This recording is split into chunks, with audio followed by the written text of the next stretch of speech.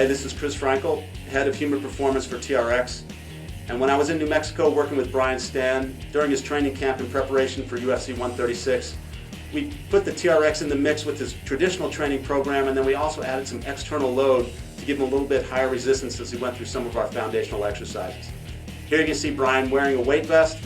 We're setting up the suspension trainer on a squat rack, and he's going to do some elevated rows to really add some intensity to the exercise. And on the back end of this exercise, you're going to see him doing some hamstring curls. This is a routine put together for him by strength coach John Chamberg, who's one of the leading MMA strength and conditioning guys.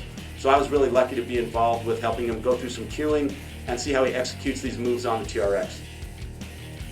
You'll notice Brian really focuses on keeping a good strong plank. Hips are extended, shoulders are down and back. As he goes through this inverted row, that external load in the weight vest is really giving him a strength challenge.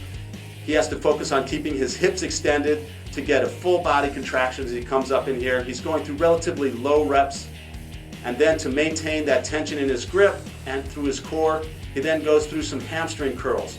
He keeps his feet elevated on the bench. The cue here is to really focus on keeping those hips extended. And as he comes off, he really comments on how the arms, how the shoulders onto the back really start to get fatigued from the rows. And then he has to maintain that tension as he goes through the hamstring curls.